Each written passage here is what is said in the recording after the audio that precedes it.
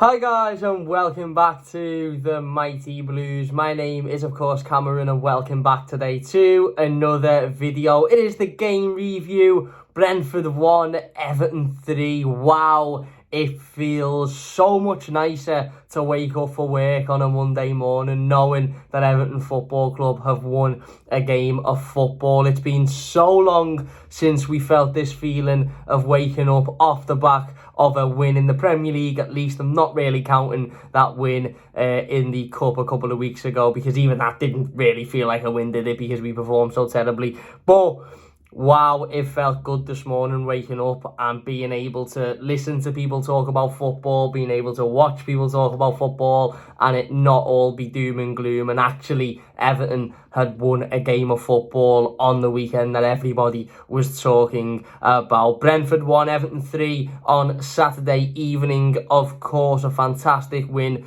for Everton Football Club. Our first 3 points of the season, and coming in a fashion that I don't think any of us particularly expected. Don't get me wrong, I've seen a few comments from people saying, oh well, you know, this was always coming. We played really well against Fulham and we just couldn't take our chances. We played really well against Wolves and we just couldn't take our chances. We done well against Sheffield United. And whilst all of those things may be true in terms of the chances we created against Fulham and Wolves and the fact we should have won both of those games, I still think there wasn't many Evertonians that went into Brentford at 5:30 on Saturday evening expecting Everton to walk away with the win. It was a fantastic win. I think we played brilliantly. I think we played better than we've played all season, and that includes those games against Fulham and Wolves where maybe we were a little bit unlucky and unfortunate. But no, I thought we were absolutely fantastic on Saturday night. And, you know, I've given the manager a lot of stick and a lot of criticism over the last few weeks or so, and that's ultimately because football is a results-based business, and it doesn't really matter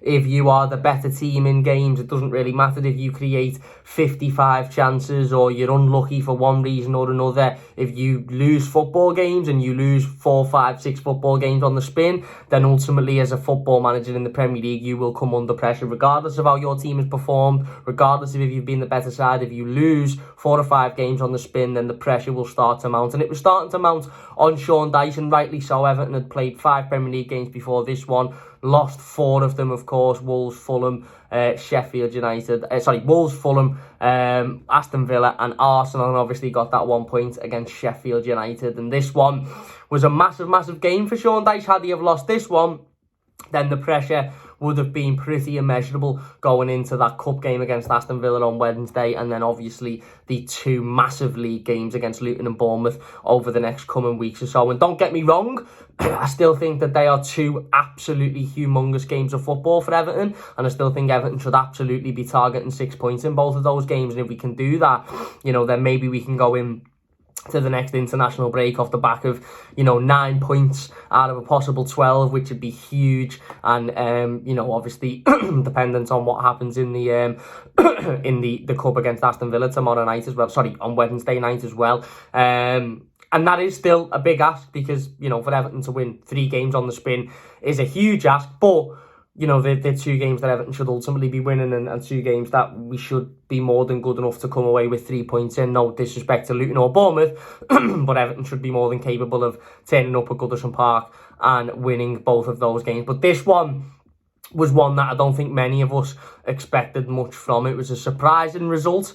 It was a surprising performance as well, because, you know, obviously we all watched the Arsenal game last week, and it was such a flat, dire, you know, low effort, low confidence, low intensity. It just lacked everything you need to even compete in a game of football, never mind win a game of football in the Premier League. We lacked everything that is required to even compete and look like you're in a game against Arsenal. We were never in that game whatsoever, even though we only lost it 1-0. It was the most comfortable 1-0 win Arsenal will probably have all season, and it was an absolutely dire performance from an Everton point of view. And the manager had to make sure that that wasn't the case again against Brentford. And to be fair to him, and as I said, I've criticised him a lot, and he's come under a lot of criticism from me and others. To be fair to Sean Dyche, he got it absolutely spot on Saturday. The players got it spot on, the manager got it spot on. And whilst, you know, we might have been gifted a little bit in terms of Brentford not being at their best, that doesn't matter. That doesn't matter. As I said in the instant match reaction, I've watched numerous Everton games where we've come up against sides and those sides have been absolutely piss poor and they've still managed to win the game because Everton haven't been able to step up and be the better team. I can't even count in my head how many times I've watched Everton perform really, really well one week and then the next week come up against a team that aren't performing particularly well, and instead of just performing well and beating that team, we've dropped to their level and we've ended up losing the game. Merseyside derbies, for an example, and again, don't know why I'm bringing this up, but it's just popped into my head. I can't count how many times I've watched piss poor Liverpool teams beat quite well organised and quite well structured Everton teams purely because we weren't able to just turn up and go, no, do you know what, we're better than these, we're gonna perform and we're gonna show it. Whereas that's exactly what Everton did against Brentford. We turned up, we were confident, we had a game plan, we had a structure, the midfield were much better than what they have been in recent weeks. They were much more involved, they were, creating space for themselves, they were winning the ball back, they were moving the ball well. Abdoulaye Doucouré played probably his best game in an Everton shirt in a long, long time. Amadou Onana played arguably his best game in an Everton shirt. Gana Gueye, again, was maybe a little bit touch and go with some of the decisions that he was making, especially when he had the ball in possession on the edge of our box. But for large parts of the game, he was incredibly solid as well going forward. We were creating opportunities and we were taking them, and defensively we were really strong as well. And, again, I understand people will say, well, Cam, you should have just trusted the process. We saw this type of performance against Fulham and Wolves and we just couldn't get the results. And, are you surprised now that we've gone out and got the results? And I am, because ultimately, yes, we created a lot of chances against those other teams, but we never had anybody there to put the ball in the back of the net. And let me just remind you that it's not like Everton have gone out since that Wolves game and signed 3 centre-forwards, and those 3 centre-forwards all scored on Saturday against Brentford. We've signed 1 centre-forward, he played against Brentford, he played well, and Beto done well, but he didn't score a goal. Our goals come from players that were already in and around the squad. James Tarkowski, of course, who was here for those opening 2 home games of the season. Abdoulaye Doucouré, who of course was here for those opening 2 games of the season. Okay, Don was injured and has come back in and he got the 3rd.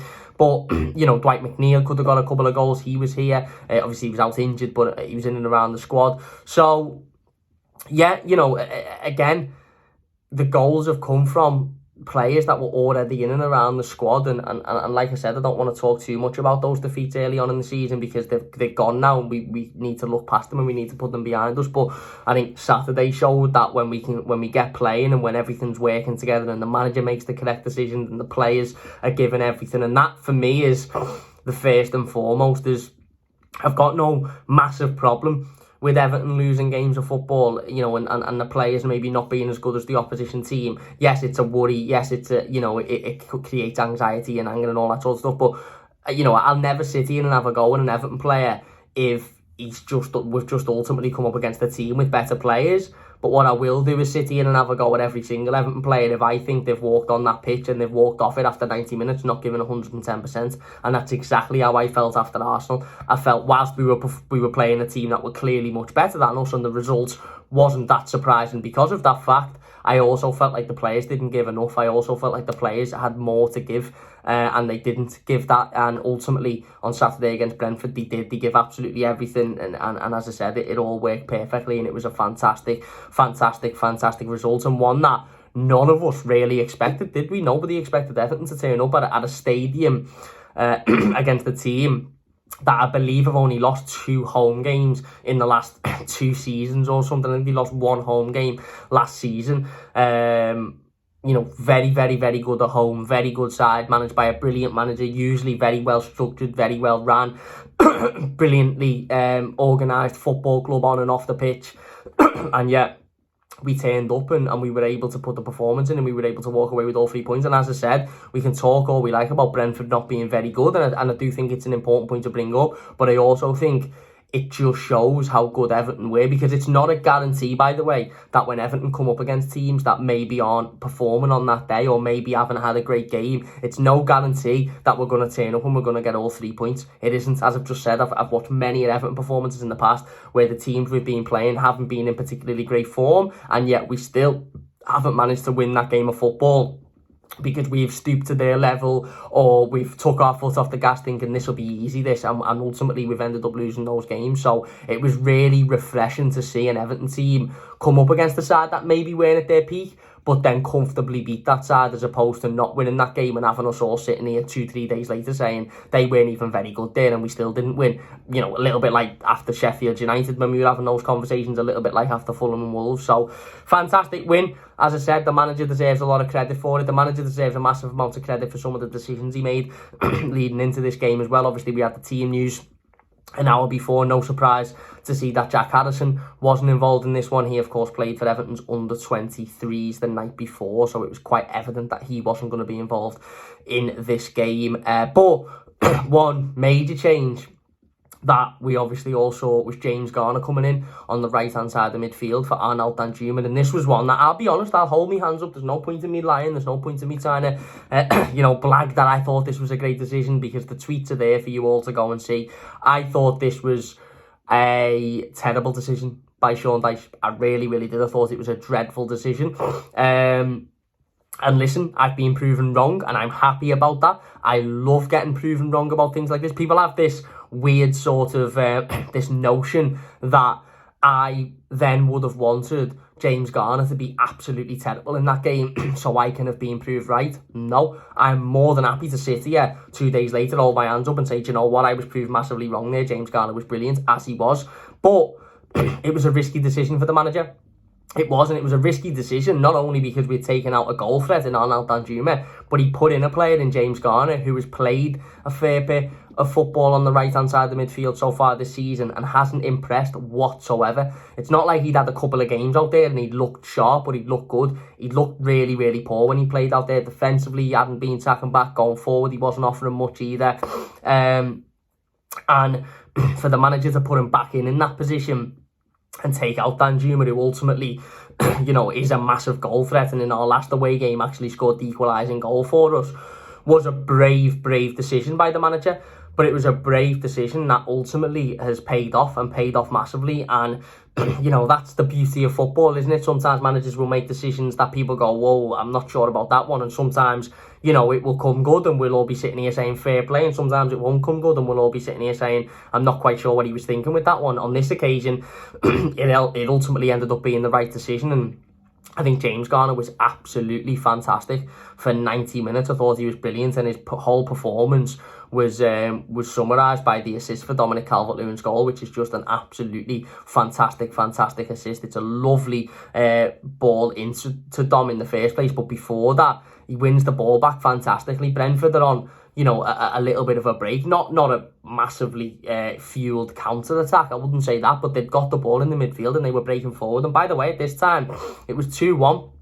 And Brentford, not so long before, had a moment in the game after Everton had scored their second where they had a chance to equalise. There was a corner, there was a little bit of scrapping, there was a little bit of, there was a little bit of argy-bargy in the box, and it very easily could have been 2-2. So, whilst Brentford have got that ball in the middle of the midfield, James Garner nicks it off and picks it up, drives forward with it, knocks it to Dominic Calvert-Lewin and ends the game. And that single action there from James Garner, and I'm not saying had he have not done that, Brentford would have gone off the other end and equalised, but it's very, very possible that they would have done, and it's very possible that they would have equalised at some other point in the game, even though they weren't very good and they didn't have much in the game. But that single action has completely and utterly put that game to bed for us, and it come from James Garner, and that come ultimately from the decision by the manager. So the manager does deserve a massive amount of credit for that. I think the players deserve a massive amount of credit as well.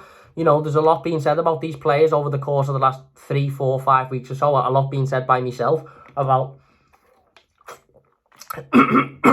pardon me, about their lack of quality, about their lack of ability in the final third, about their lack of intuition, about their lack of creativity, about their lack of effort at times as well. And pretty much everybody, to a man, stood up on Saturday evening and put a performance in that they could walk off that pitch and be proud of, from, Vitaly Mikalenko to Jared Brandwaite to Amadou Onana, Abdoulaye Doucouré, who, as I said, for me, there's a strong argument that that's Abdoulaye Doucouré's best performance in an Everton shirt in the 3 years that he's been here.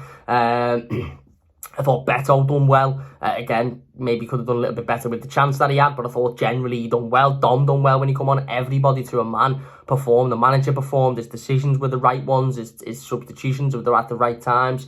And it just shows that this team is capable of going away from home against good, well-ran, well-managed, well-organised sides and winning those games.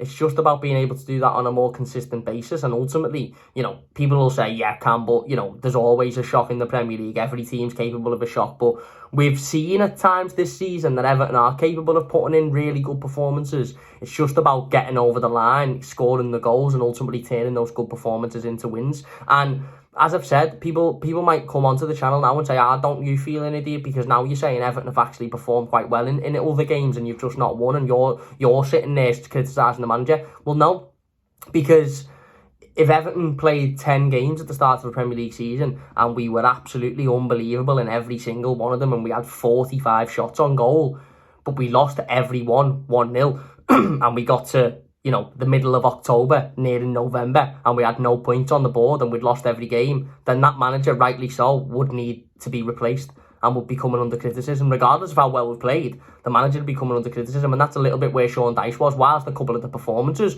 weren't atrocious, the performance against Wolves wasn't atrocious, the performance against Villa wasn't atrocious, but we lost both of the... not Villa, the performance against Villa was atrocious, the performance against Fulham wasn't atrocious, but we lost both of those games.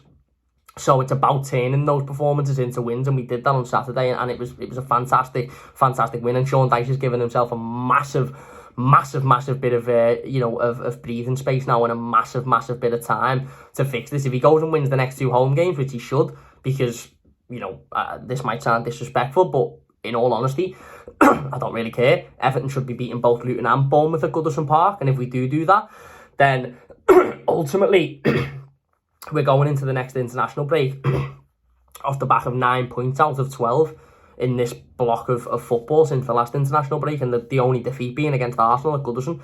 Now, as I said to you after the Sheffield United game, Everton will come away from the next block of fixtures before the next international break with 9 points. You'll have beaten Brentford away, you'll have beaten Luton and Bournemouth at Goodison, and you'll have lost to Arsenal. I think a lot of people have said, you know what, I'll take that. So the manager's given himself a massive bit of breathing space with that result and that performance, and he's got to now follow it up. Difficult that he's got to follow it up on Wednesday evening against Aston Villa at Villa Park, which will be a massively difficult game. But whilst I say every year, and I will continue to say, Everton Football Club are not in a position to turn their nose up at cup competitions. Everton Football Club are not in a position to just disregard the Carabao Cup or disregard the FA Cup. However, if you were to say to me now, can be brutally honest, would you rather we win on Wednesday and progress into the next round but lose to Luton and Bournemouth, or would you rather us lose on Wednesday and win the two home games in the Premier League? I'd rather win the two home games in the Premier League. And obviously, I don't want to lose a game of football, and I'm not saying that I want us to lose on Wednesday. I'm just saying, in an ideal world, we win all 3 games, but that's very unlikely. When was the last time Everton won 4 on the spin? Other than the COVID year, which doesn't really count. So the importance for me really is on them 2 games against Luton and Bournemouth. The Villa game, I'm sure we might see Jack Harrison in there. We might see a couple of different players in there. Chimiti might get another goal. We'll wait and see what happens. I think we'll go quite strong, I do. And don't get me wrong, if we lose, I'll be sitting here on the instant match reaction very disappointed and very upset. But as I said, those 2 home games in the Premier League are massive now for building points. I thought we started really well on Saturday. I thought we started really well. As I said, the manager, put the team news out an hour before the game. Dominic Calvert-Lewin remained on the bench, which was a little bit of a surprise for me. I thought we'd see Dominic Calvert-Lewin back in the starting 11, obviously after Beto had played against Arsenal and not particularly done an awful lot. And again, I'm not blaming Beto for that. That ultimately wasn't his fault. That was just the way in which we played and the fact that we were playing a very good team. But I did think that would mean Dom would be back in the team. Dom would get his opportunity in the starting 11 again. And, we'd maybe see Beto coming off the bench with half an hour to go. It wasn't the case. Beto kept his place, which, again, I had no massive complaints about, by the way. I just thought it might be Dominic Calvert-Lewin that goes back in there. But Beto kept his place, as I said, the only change being that change on the right of midfield, Arnold Danjuma coming out and James Garner coming in. And, as I've said, I'm not going to pretend to say, oh, I told you so, I told you it'd work. At the time, I thought it was a terrible decision, and I thought it was a massive risk by the manager. it so happens that it was a massive risk, but it was a massive risk that paid off, and James Garner was absolutely fantastic for 90 minutes, but certainly with his involvement for that third goal. And as I said, I thought Everton started really, really well, other than the first 20 seconds when Ashley Young got a yellow card, and I remember sitting there thinking, is it going to be another one of those days where we go one down and then he makes another rash challenge, he gets sent off, and then we've got 10 men away from home and we end up losing the game 3-0, and it is one of them. But it wasn't. Ashley Young, because of his experience, because of his age, because of his his time playing in the Premier League, he obviously understood that, from that point on, he wasn't going to be able to do anything else in terms of make fouls or taking players down, or the odd tactical foul, professional foul. He wasn't going to be able to get away with that because he picked up that yellow card. And to be fair, I thought Ashley Young managed that really, really well. I thought he understood that and he very quickly altered this game so that he wasn't really involved after that point, and he wasn't, every tackle that he made, he was 150% sure that he was going to get to, as opposed to it being a little bit of a risk and risking himself getting sent off. But after that, as I said, I thought Everton settled in well.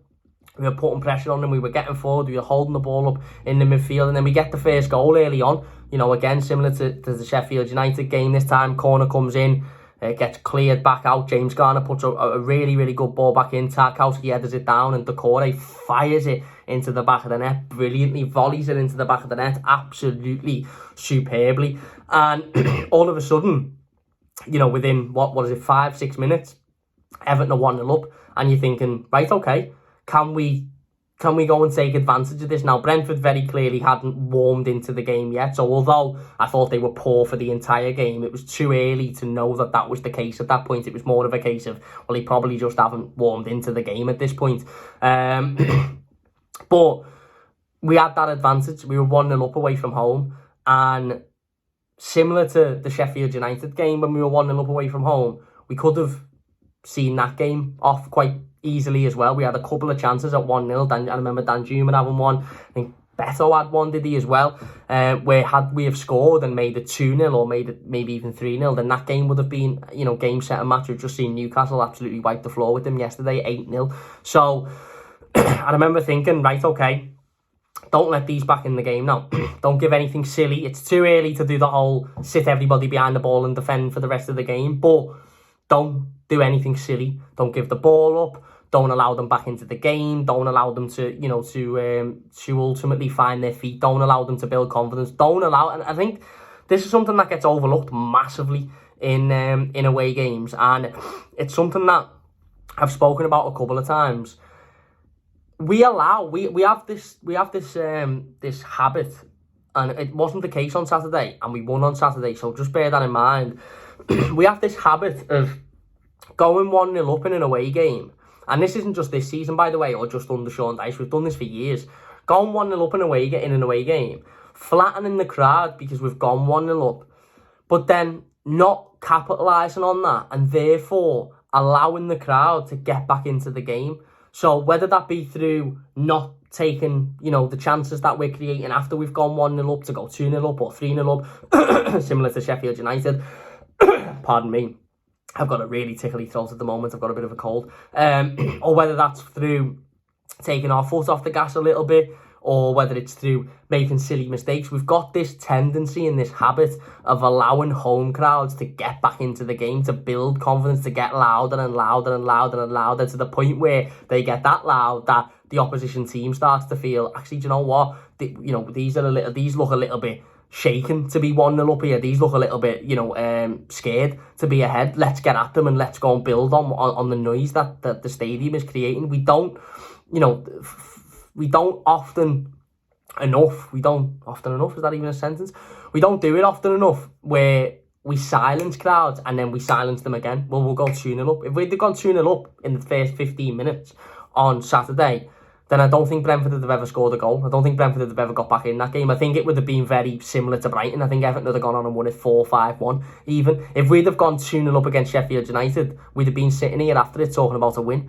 But we don't. We allow not only the opposition team to get back in the game, but the crowd to get back in the game, and therefore it piles even more pressure on top of us. We didn't do that on Saturday, even though we conceded and we made it 1-1. And they made it 1-1, sorry. We didn't do that. On Saturday, we continued to press them. We continued to push them. We had chance after chance after chance after chance. Beto has one where he gets one-on-one. Brilliant ball play through by a Gisagana. It has to be said. Beto gets one-on-one and he just tries to dink it over the goalkeeper, but he doesn't quite catch it properly and it ends up going out for the goal kick. Dwight McNeil had a couple where he really good bits of play, moving the ball around, manoeuvring it into the right positions, and unfortunately his shot was just dragged wide. And as I said in the instant match reaction, I really do believe that had we have had a fully fit Dwight McNeil on Saturday, I think, you know, 2 of those opportunities that he missed, or the one that he dragged wide, or I think he had one that he hit straight at the goalkeeper as well, I think they go in the back of the net, and Everton are, you know, running away 2 or 3-0, you know, in the opening half an hour. But you could just tell that he's not quite at that match fitness, he's not quite at that match sharpness yet, and that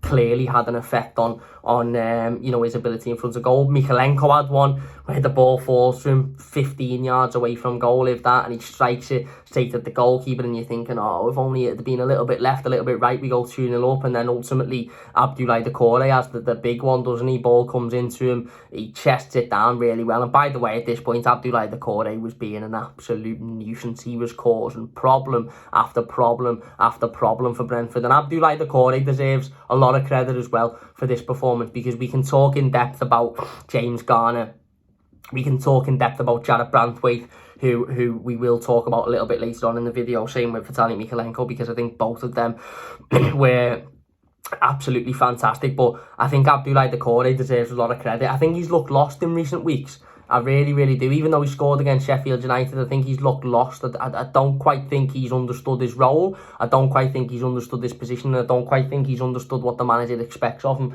or what the manager wants from him. And what we saw on Saturday was an Abdoulaye Doucouré who clearly understood exactly what was being asked of him, and clearly understood exactly how the manager wanted them to play, the system the manager wanted them to play in, the position the manager wanted them to play in, where in the field he wanted them to play in. He was absolutely outstanding in that opening half an hour. Okay, he might have faded out a little bit in the second half when we just calmed the ball down a little bit more and we were a little bit more in control of the game. It wasn't as rash, it wasn't as back and forth. But in that opening half an hour, not just because he scored a goal and hit the bar, his general play was fantastic. He was holding the ball. If he was acting like that second striker, that split striker off Beto, and that for me is the position that Abdoulaye Doucouré is best. If you're not going to play Beto and Dominic Calvert-Lewin together, which if we do play Beto and Dominic Calvert-Lewin together, then maybe there's a different question to be asked. But if you're not going to play Beto and Dominic Calvert-Lewin together, then whoever you play up front, you have to play Doucouré off them, because that is his role. Don't worry about being stood next to a Gisagana game making tackles in the middle of the park. Don't worry about being, stood next to Amadou Onana in front of the defence. You just stand right behind the striker and anything that falls off them, you pick up and you take on, whether it's a shot, whether you can control it, whether you can pass it off, whether you can be the player that we look for with a long ball. You just sit right behind them and just play right off of them. And that's what he did for for the 90 minutes on Saturday, and he was an absolute nuisance, especially in that first half, especially in that first 45 minutes. He was an absolute nuisance. And again, the chance where he hits the bar, the ball comes into him, he chests it down, he gets a really good body position, he strikes it and it rattles off the bar, and you're thinking, oh my god, how many chances do we need here? Dwight McNeil's had one that, as I said, a fully fit Dwight McNeil puts in the back of the net. Mikalenko's had one that's leaving you scratching your head. Beto's had one for the centre forward that's leaving you scratching your head, and now Doucouré's had one that he's rattled the bar with. Typical. Are we gonna come to rue these opportunities? Is this gonna bite us on the arse? And it did. 70 odd seconds later, Sheffield United go up the other end. We make a little bit of a mistake in possession. They get forward. There's a shout for offside. I've seen the replay again. I've seen the VAR again. I still don't know how it wasn't given offside. Well, I don't know, how it wasn't given offside when the lines that we were shown were blatantly showing that he was offside. And if those weren't the correct lines, then why were those lines being shown in the first place? Anyway, doesn't matter. Everton have won a game of footy, so I'm not asked. Everton have won. But They go to the other end, again, maybe get a little bit lucky. The shot, I think it was Jensen, takes the shot. Pickford gets a hand on it and unfortunately takes it beyond James Tarkowski, who ironically, if Pickford wouldn't have got a hand on it, was on the line ready to clear the ball. And all of a sudden, Brentford are back in a game that they haven't been in at all for the entirety of the first 35 minutes. They've not been in it. They had one shot on goal, and it was the one that they equalised from. Everton being the complete dominant team, similar to Wolves, similar to Fulham. We'd created the opportunities. We were just lacking that cutting edge. All right, we were 1-0 up, so we'd obviously done more than we'd done in those games against Fulham and Wolves because we scored, but we were lacking that cutting edge to go and really kill the game off. And all of a sudden, completely out of nowhere, completely against the run of play, Brentford are back in it. Now, I've seen a couple of people criticising the goalkeeper for this. Should Jordan Pickford have done better? Maybe. I did my player ratings on Saturday evening and I said I don't really want to get into the territory of criticising goalkeepers for for trying to make saves. I don't really want to get into the territory of criticising a goalkeeper for trying to get a hand on a shot that ultimately is aimed towards goal. The reality is, should he have got a stronger hand on it? Probably, yeah. Probably, you would expect that. I don't think it's a huge mistake, and I don't think it's one that is worth particularly highlighting or talking about for 10-15 minutes, which is ironic because that's what I'm doing now. But although it wasn't a particularly dreadful mistake, I still think for a goalkeeper of Jordan Pickford's standard, for a goalkeeper of Jordan Pickford's stature, you expect him to make that save. And as I said, ironically, if he doesn't get anything on it, James Tarkowski's there to clear it, but he gets a little bit of a touch on it and it just takes it past Tarkowski. And like I said, all of a sudden, Brentford are back in the game. It's 1-1. Their crowd have lifted again. Their crowd are back up. They're back on their feet. They're ready to go now. They think that they can get back in the game. And I just remember sitting there watching, just thinking, this feels very, very, very deja vu. Very, very, very Sheffield United. We've scored. We've been on top. We've had chances. We've not managed to get another goal. They've come back into the game and then we've absolutely capitulated.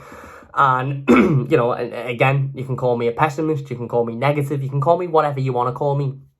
I just had the feeling that heads are going to drop now because of the lack of confidence within the squad, because of the previous results hadn't been great. We'd not won a game all season.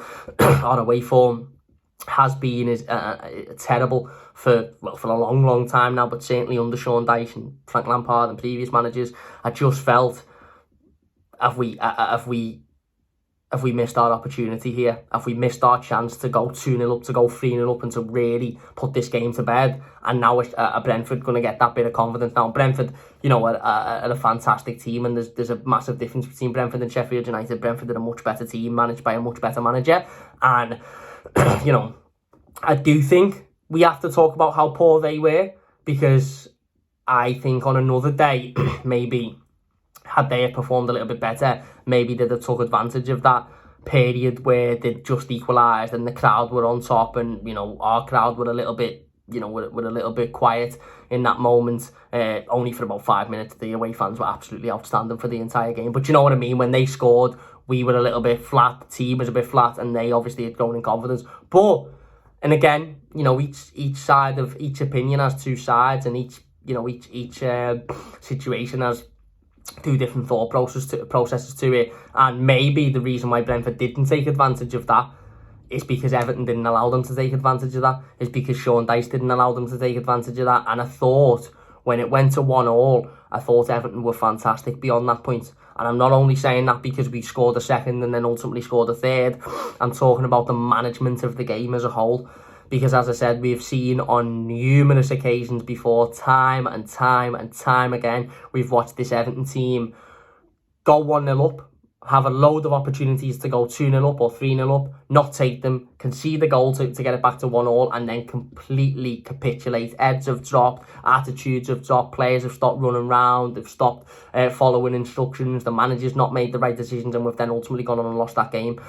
However, Saturday was different. we conceded the equaliser, and it was almost like they all just went, do you know what, no, not having that. We've been much the better team here. We've created the much better chances. They've had one opportunity and they've scored from it, but we have been generally the much better side. We're not, you know, we're not having losing, you know, in this way. We're just not having it. And he picked the Reds back up. We get to half time, and again, you know, Everton have been much the better side, created the opportunities. Brentford have only had really one opportunity at goal, and they've scored it. And I was thinking, I remember sitting there watching on the telly, and I was thinking, right, I hope that we come out in the second half and we approach this as we did the first half. We don't come out and think, right, let's just stick everyone behind the ball and defend here and try and get a 1-1 or try and take a point out of this game, because a point would be massive. I hope we go out and we go, no, do you know what, we can win this game. We've shown that we can win this game. We've shown that we can create chances. We've shown that we can score goals. We've shown that we, you know, there's opportunities in this game for us to win. And that is a big, again, that is something that the manager deserves credit for, because that's a big decision by the manager. The manager could have quite easily gone in at half time and said to all of those players, right, it's 1-1. You know, we're currently drawing with a very good side away from home. Let's sit everyone behind the ball. Let's defend, and let's you know, try and walk away from here with a point. It'd be a great point, and you know, we can move on from that. And what that would have done Brentford would have clocked on, if that would have been the team talk and that would have been the plan for the second half, Brentford would have clocked on to that like that. Thomas Frank, very good manager, very experienced manager, he'd have clocked onto it like that. And what would have happened is within 5-10 minutes of the second half, Brentford would have sniffed blood, they'd have realised that we weren't there to win the game, we were just there to sit back, and they'd have threw everything at it, and more than likely they'd have got a second goal, and then it'd have been all to do for Everton then. But we didn't do that. We went out in the second half, and whatever the manager has said, and obviously, I will never get to know this, and none of us will ever get to know this, but I would love to have heard that half-time team talk, because whatever the manager has said, those players have come out with the belief and the confidence in themselves that they can win that game. And that's something that I spoke about so passionately on Friday when we done the game preview. I sat there for 10 minutes doing the game preview, and after we talked about Brentford, after we talked about Everton, I sat and I said, there's no point in us turning up to this game if there is no belief that we can win it. There's no point in us turning up to this game if we're going to go there thinking, do you know what, we're probably going to lose this one today, so let's just get through it, see what happens, and we'll move on. A little bit like we did against Arsenal. There was no plan against Arsenal because there was no belief. Now, I'm not saying that you win every football game you play, and I'm not saying that you are entitled to win every football game that you play, and I'm not saying that you should win every football game you play, and I'm not even saying that you should, deep down, genuinely think you're going to win. For example, if Everton now were to face Manchester City, deep down we'd all probably be thinking we're not going to win this. However, there's two sets of people that need to believe that we can win every football game we play: the manager and the players. As long as those two sets of people believe we can win, then it doesn't matter what we all think as a fan base, or what the chairman thinks, or what the CEO, interim CEO thinks, or the owner, or what Sky think, or what any other pundit thinks, or any other football fan. As long as the manager and the players believe we can win the game and have a plan to win games, that's all that matters. And if the manager and the players don't believe we can win games and don't have a plan to win a game, then it's pointless them turning up. And that was my big argument with the Arsenal game. I felt that there wasn't a plan to win that game. There might have been a plan to get a point. There might have been a plan to sit back and defend, but I don't genuinely believe there was a plan to win, and B, a belief within the playing squad that they can win. And we spoke about that for 10-15 minutes on Friday, about how if Everton are going to turn up to the GTEC Community Stadium with no plan to win and no belief they can win, then there's no point in turning up. But they did the opposite. They turned up with a plan to win, thanks to the manager, and he deserves credit for that, and B, a belief in themselves. And that second half shows that in abundance. That half-time team talk, I can only assume, was filled with comments similar to that of, believe you can go and win this game. Go out there, put a performance in, and believe that you've got what it takes, because you have, because you've just shown in the first half that you have. And we come out in the second half, and we just calmed it down completely. We completely calmed down the noise from the home support, in terms of them obviously building a little bit of confidence because they'd got back in the game just before half time and they'd made it 1-1, etc, etc. We completely calmed that down. We were cool on the ball, as I've said in the instant match reaction. The midfield performance was the best midfield performance I've seen from an Everton team in a long time. The midfield is something that I have heavily criticised week in, week out for a long time now. They were excellent on Saturday. The three of them were absolutely excellent. Onana, I still want more from. And Garner Gay, I still think is a little bit terrifying when he's got the ball at his feet. But as a three, they worked. And that is the difference between this game on Saturday and all of the games we've watched so far this season, certainly the ones in which we've lost in, is I've sat here and done instant match reactions and done game reviews after those games saying that the midfield just doesn't work. I said it literally a week ago. I sat here a week to this day and said our midfield doesn't work. They don't work together. They don't play together. There's no chemistry. There's no cohesion. There's no communication. There's nothing there between the three of them. They might individually be decent players, but as a trio, as a partnership, there's nothing there. Whereas there seemed to be something there on Saturday. And again, I understand. Let's not get too carried away. It's only one game. It's only one win. We've still got a lot of football to play. I understand that. And I'm not all of a sudden sitting here saying, right, our midfield's the best midfield in the world. Now, that's not the case. Of course, it's not. But it was so refreshing to see those midfield three playing together. It was so refreshing to see those midfield three working together and working in cohesion as a partnership. And although Garner was a little bit terrifying on the ball at times, I think he had something like 98% pass completion rate. And he was intercepting the ball. And he was doing... And by the way, I've got no problem with a Garner guy. I just think he has to treat football like hot potato, but like accurate hot potato. And by that, what I mean is, I don't want him to have the ball for more than 5 seconds. I don't, because anytime he has the ball more than 5 seconds, it's a disaster, especially when he's facing his own goal. It's a disaster. He lost it 2 or 3 times again on Saturday, and you know, if it wasn't for Brentford not being in great form or not having a particularly good game, then it might have resulted in a goal. He's done that so many times this season, and you know, I've got loads of different mates who love Garner, and I think he's the best thing ever. When he's got the ball for more than 5 seconds, it's an absolute nightmare. But he is the best player in this team, without a doubt, at winning the ball back, at intercepting the ball, at getting it. So Garner's role should be, you should never have the ball for more than 5 seconds. You should intercept it, pick it up, look for your pass and move it on. And that's all you do all game. Intercept, pick it up, look for your pass, move on. Not intercept, pick it up and stand around for 10 minutes waiting, because that's when you get the ball taken off you and that's when you put the team under pressure. Get it, give it, straight away, constant. And if he can do that, I've got no problem with it. No problem with him. I think he's a great player if he can do that. It's just when he holds onto the ball for a bit too long. Oh, as well, stop shooting from outside the box, because he's terrible. Just anyone at Everton, player, manager, staff, just tell Garner Gay to stop shooting, please, because it's getting to the point now where every week he has one of those shots, and I think the one from Brentford is still in the air now. I think it's just about to land right outside my house. Just tell him to stop shooting and tell him to stop taking too much time on the ball. If he can do that, then great.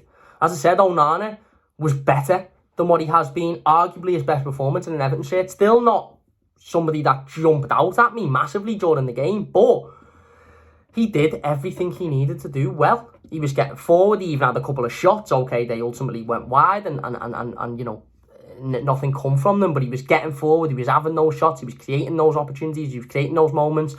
And then, as I said, the Corday was excellent. Absolutely excellent. He was a nuisance. He was putting himself about.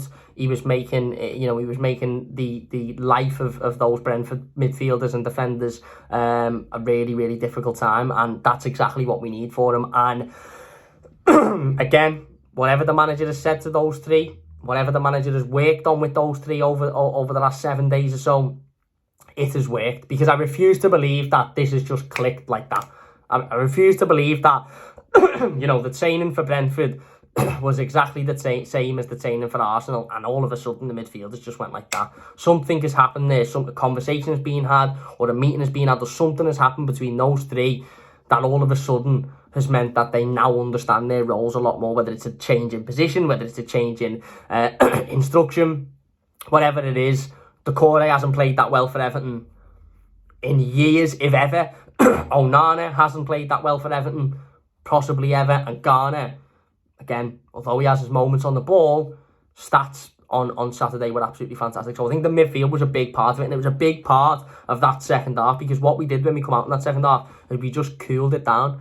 We just calmed it down completely. It wasn't a rash end-to-end. It wasn't a, oh my God, goal line clearance here. Oh my God, Pickford triple save there like it was against Sheffield United. It was calm and it was collected. And 15 minutes into the second half, I remember thinking, we're comfortable in this. We're comfortable. I don't really fear we'll lose. Don't get me wrong, I wasn't confident we weren't going to lose because it's Everton and we could be absolutely excellent and still lose. But I was confident that we'd completely shut Brentford out the game. Brentford weren't in the game at this point. They didn't really seem interested. Our midfield were nice and easy with it, and we were being patient. We were getting forward. We were creating chances. We were being patient. And you can be patient in games of football if you are controlling the game, and you will win games of football doing that. You don't have to be rash. You can win a game of football by going, do you know what, we'll just be a little bit patient here and a chance will come. But you've got to be in control of the game to be able to do that. And far too often, Everton aren't in control of games of football, so we can't be patient. So everything is a rash decision. Everything is a rash moment. And if we don't score that chance, it's the end of the world. Whereas on Saturday, we were very controlled. We were very comfortable with the ball and we were in control of the game, and therefore we could be patient. We get a corner, ball comes in. James Tarkowski there against his old club. Brilliant header. Great goal. 2-1 up. And yeah, absolutely fantastic finish. And then you're thinking, right, okay, we're in control of this game here. We're being patient. We've got the second goal. Now, don't panic. Don't shit yourselves. Don't think, oh my God, what do we do now? Just continue doing what you were doing. About 10 seconds later, they go up the other end and there's another goal mouth scrap. There's a corner taken. There's about 4 shots. And I'm sitting there watching it with my girlfriend, and my girlfriend was pissing herself laughing because there was just an Everton players flying in left, right and centre to try and block the ball. And I remember watching it thinking, is this going to be it now? Are we going to have 20 minutes of just players throwing themselves at challenges and Brentford getting confidence in the game? But they didn't. They had that one moment. And then it was back to what it was before it. We were in control of the ball. We were in control of the midfield. We were passing it round well. James Garner was passing it round well. Decore, Onana, etc. Made the substitution. Beto come off. Dominic Calvert-Lewin come on. Probably a little bit unfair on Beto.